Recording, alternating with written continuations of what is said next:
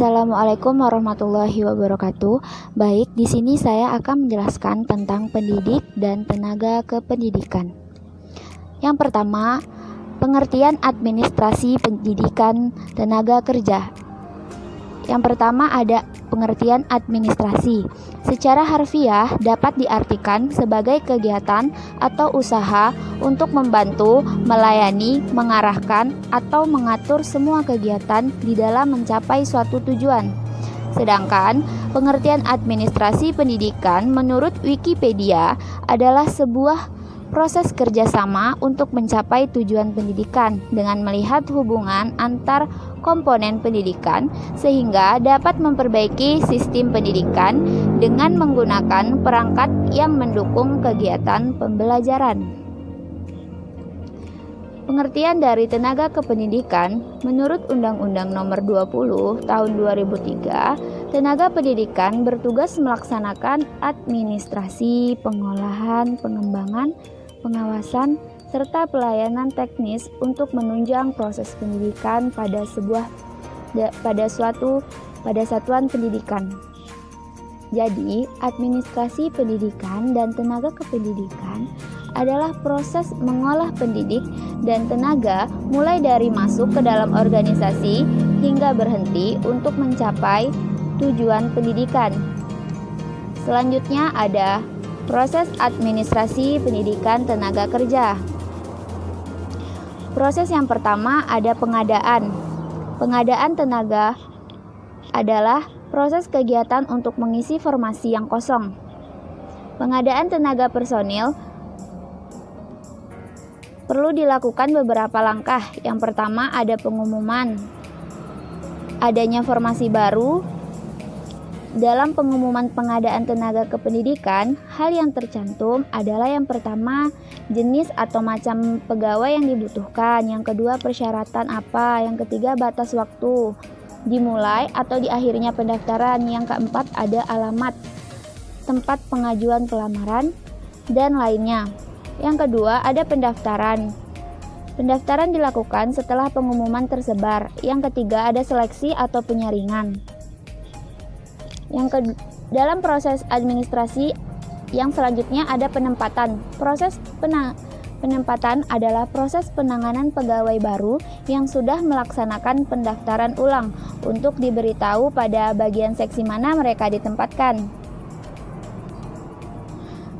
Penetapan atas calon-calon yang diterima dapat diputuskan oleh atasan langsung.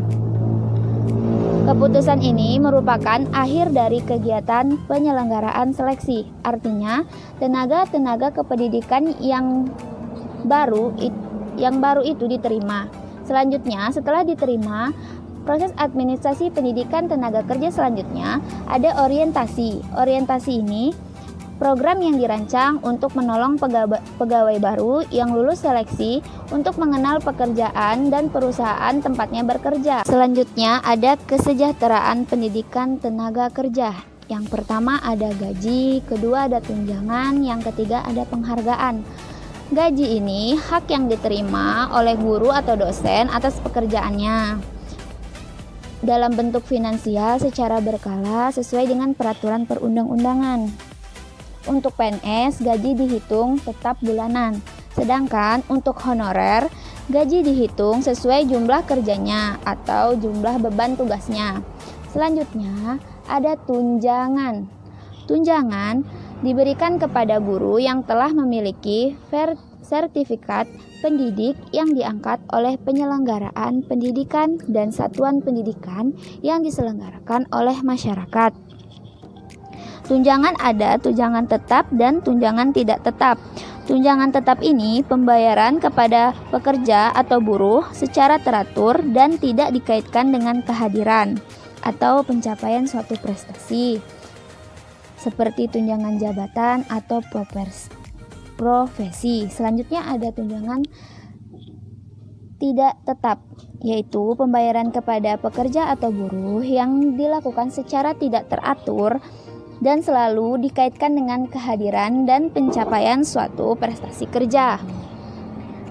Selanjutnya ada penghargaan. Penghargaan, pemerintah memberikan sebuah penghargaan di institusi pendidikan terhadap guru, dosen, kepala sekolah, dan seluruh tenaga pendidik yang berprestasi. Tujuan utama dari program penghargaan ini adalah untuk menarik orang yang cakap untuk bergabung dalam organisasi, menjaga pekerja agar datang untuk bekerja, dan memotivasi pekerja untuk mencapai kinerja tingkat tinggi. Selanjutnya ada cuti pekerja pendidikan tenaga kerja. Berdasarkan Undang-Undang Nomor 13 Tahun 2003 Pasal 79 Ayat 2, seseorang pekerja berhak atas cuti tahunan sekurang-kurangnya 12 hari kerja. Sedangkan perempuan boleh memilih cuti selama 1 bulan sebelum melahirkan dan 2 bulan sesudah melahirkan sepanjang akumulasi waktunya tetap selama 3 bulan. Ada jenis-jenis cuti pendidikan tenaga kerja. Yang pertama, cuti besar, cuti melahirkan, cuti karena alasan penting, cuti bersama, cuti di luar tanggungan negara, dan dinas luar. Selanjutnya ada pembinaan dan pengembangan pendidik tenaga kerja. Pengembangan dan pembinaan suatu usaha untuk meningkatkan kemampuan teknis, teoritis, konseptual, dan moral karyawan sesuai dengan kebutuhan pekerjaan atau jabatan melalui pendidikan dan latihan. Selanjutnya, ada tujuan dari pembinaan dan pengembangan pendidik tenaga kerja ini, yaitu tercapainya produktivitas kerja yang efisien, mengurangi kerusakan, mengurangi kecelakaan, meningkatkan pelayanan moral yang lebih baik, meningkatkan karir, mengembangkan kepemimpinan. Selanjutnya ada evaluasi kinerja pendidik tenaga kerja. Yang pertama ada what, apa yang dinilai dari kinerja tersebut. Yang kedua, kenapa dinilai, kenapa harus dinilai. Yang ketiga, di mana penilaian itu dilakukan. Yang keempat ada siapa yang akan menilai evaluasi kinerja tersebut. Yang kelima, yang terakhir, kapan penilaian dilakukan. Selanjutnya ada unsur-unsur pendidik tenaga kerja yang dinilai. Unsur yang pertama yaitu kesetiaan, yang kedua prestasi, ketiga kerja, kejujuran, kedisiplinan, kreativitas sangat dibutuhkan, dan kerjasama, kepemimpinan, dan kepribadian sangat berpengaruh.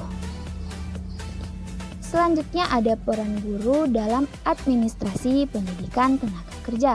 Guru merupakan tenaga pendidik yang tentunya objek dari administrasi pendidikan tenaga kerja. Guru harus tahu dan mengerti mengenai administrasi pendidikan tenaga kerja. Selanjutnya ada pemberhentian pendidikan tenaga kerja. Pemberhentian pegawai negeri sipil. Pemberhentian yang menyebabkan yang bersangkutan tidak lagi berkependudukan sebagai pegawai negeri sipil. Yang selanjutnya, pemberhentian dari jabatan negeri adalah pemberhentian yang menyebabkan yang bersangkutan tidak lagi bekerja pada suatu organisasi negara, tetapi masih berkedudukan sebagai pegawai negeri sipil. Selanjutnya, yang terakhir ada pensiun. Pensiun ini penghasilan diterima setiap bulan oleh seorang atau bekas pegawai yang tidak dapat bekerja lagi untuk membiayai kehidupan selanjutnya agar tidak terlantar apabila tidak berdaya lagi untuk mencari penghasilan yang lain. Terima kasih telah menonton videonya. Jangan lupa di like, comment, and subscribe.